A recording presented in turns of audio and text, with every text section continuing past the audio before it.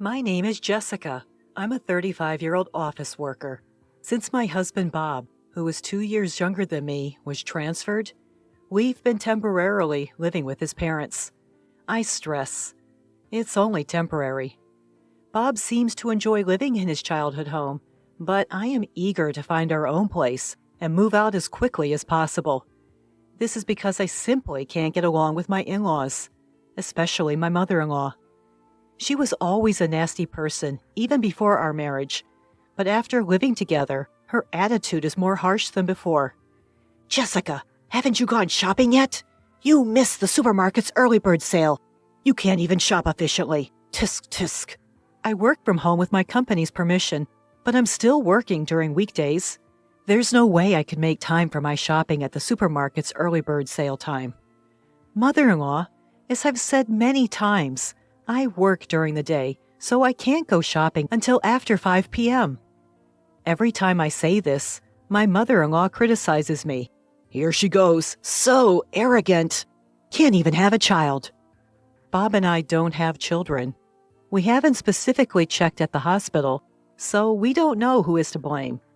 I wanted a child, but considering Bob's income, we couldn't afford the expensive fertility treatments. Even before moving in together, I was distressed by my mother-in-law's nasty remarks, but it was better when we were living separately. Living under the same roof day and night, I am exposed to her nasty remarks 24/7. My father-in-law doesn't directly make snide remarks, but he irritates me in a different way. He seems to believe that women over 30 years old are old lady, and treats me, a 35-year-old woman, as such. Hey, old lady, get me the ashtray. Why are you wearing a skirt? No one wants to see your legs. I want to tell him, if I'm an old lady, what does that make you, who's turning 60? I'm not a pushover either, so I retort each time they make rude remarks about me. But that only leads to further deterioration of our relationship as they consider it bossy. There is always a tense atmosphere in the house, and I was already feeling the limit of living together. However, after the transfer, Bob started working more on weekends and going on more business trips, so we couldn't discuss moving out. Jessica, I have another business trip this weekend. Again? You just went on a business trip. This new branch seems to have a lot of business trips. Before his transfer, although he had to work overtime, there were hardly any weekend work or business trips. Can't be helped, right? The work changes with the workplace. Sure, things change when jobs change, but isn't this a bit much?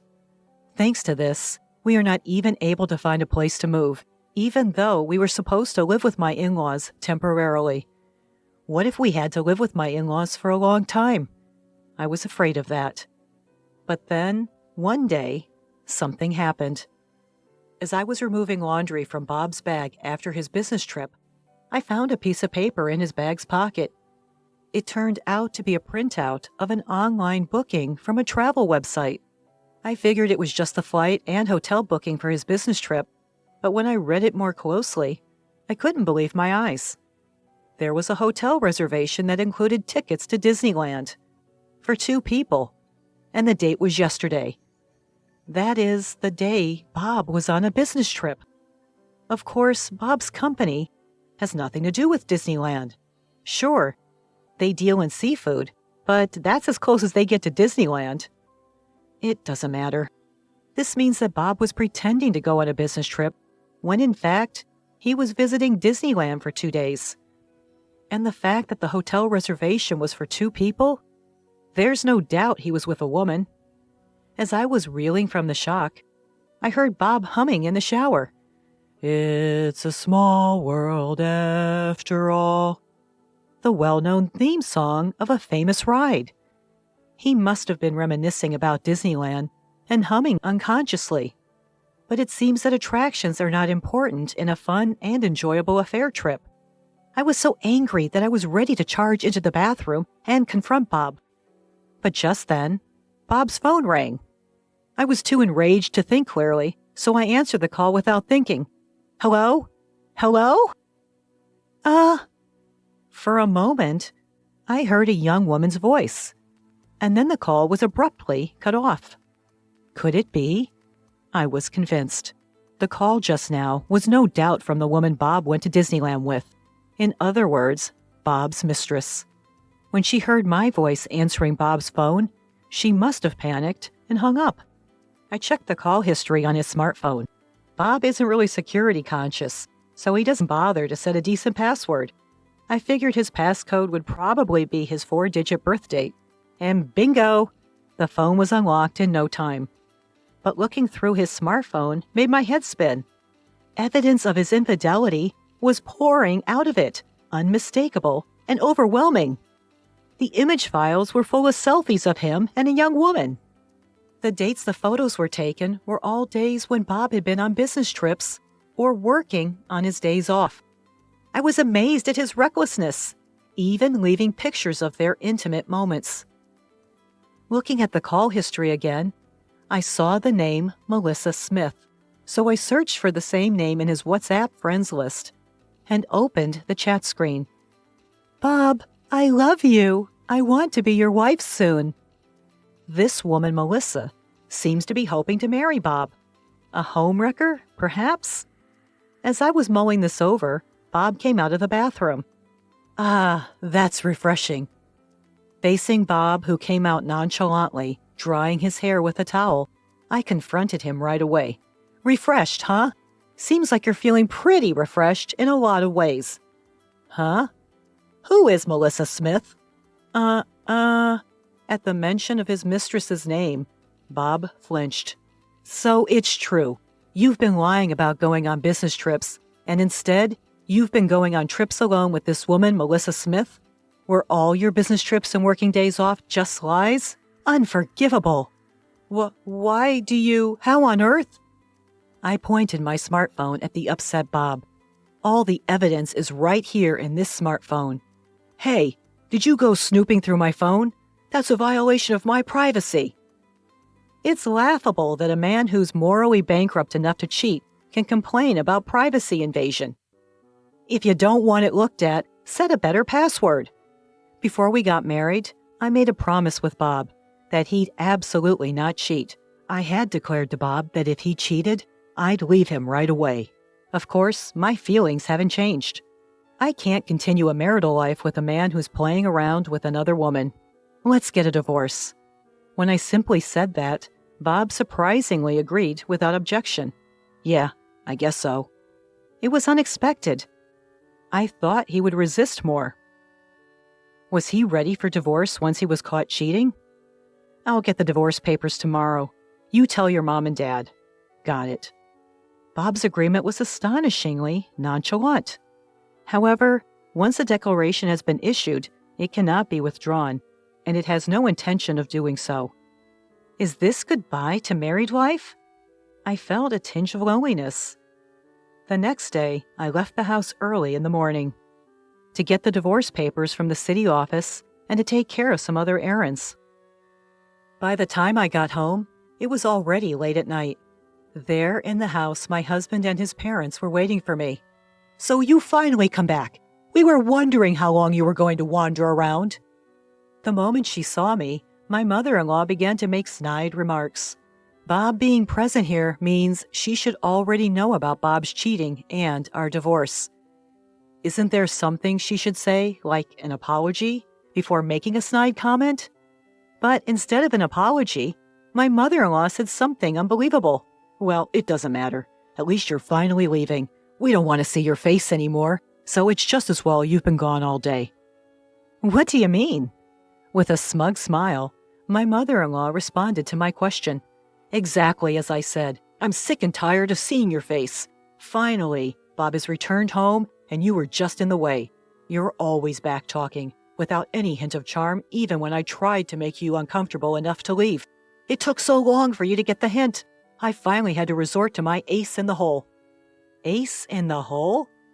My mother-in-law gave a satisfied smile. "You already know the name of Bob's girlfriend, right?" "Yes, something like Smith." Why was she checking if I knew the name of Bob's mistress? You see, I have a friend from my book club, Mrs. Smith. Her daughter is such a well-mannered, charming young lady. She's 10 years younger than you, only 25. At that age, she can have kids easily." Then my mother-in-law dropped a bomb. So I introduced Mrs. Smith's daughter to Bob. Excuse me? I was shocked. I never expected my mother-in-law to say something like this to me. Are you saying, mother-in-law, you arranged Bob's affair? Oh, arranged sounds so scandalous. I simply introduced them. I was completely taken aback by my mother-in-law, proudly talking about her own wrongdoings. I can't believe that a mother would induce her own son to cheat on her. And she is so proud to tell her son's wife about it. What a horrible mother.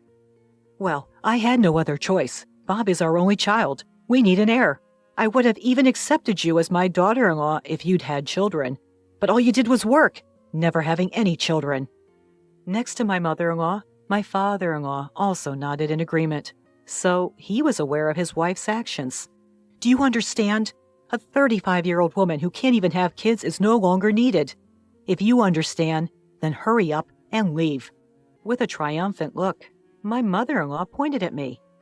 After a moment of silence, I said, I see. I understand your views very clearly. I'll leave as you wish.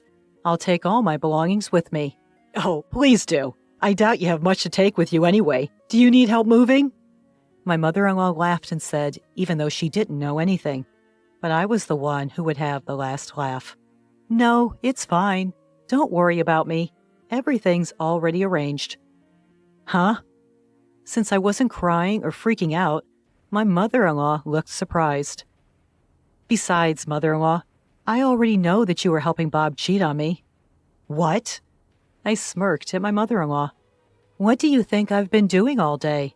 If I just went to the city hall to get divorce papers, it wouldn't have taken this long.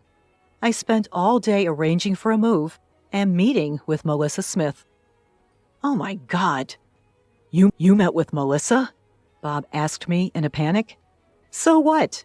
Did you think I would let you cheat behind my back and not say a word to the other woman? I made sure to note down her phone number when I checked your phone yesterday, I said calmly. Poor Melissa, though. She was really surprised when I called her and said, I'm Bob's wife. I'd like to meet with you. Apparently, you've been lying to her, saying that you're single. I told her the whole truth. Bob, my mother-in-law, and my father-in-law were all shocked. They never would have thought I'd pull something like this off in just one day. Melissa found out that she was the other woman in your affair, and she was really upset. Of course, Mrs. Smith was furious too, at Bob and at you, mother-in-law. She was talking about suing you both for marriage fraud. I couldn't help but sympathize with her, so I promised I'd help as much as I could. What? Bob was visibly shaken. Of course, my mother-in-law was in the same state. Given the many ways in which Melissa deserves sympathy, I've decided not to claim any compensation from her. Instead, I'll increase the amount I claim from you, Bob, and you, mother-in-law, and father-in-law. Compensation? Why the hell do we have to pay damages? My father-in-law blurted out in panic. It's one thing if it's just Bob, but we have nothing to do with this. He seemed to have expected his son to pay some compensation for his affair, but they never dreamt that they themselves would pay. Are you going to take the best part without getting hurt? There's no such thing. Of course you do. The emotional distress caused by your harassment is more than enough reason, don't you think? As I said this with a smile, my father-in-law fell silent. And have you forgotten what I do for a living?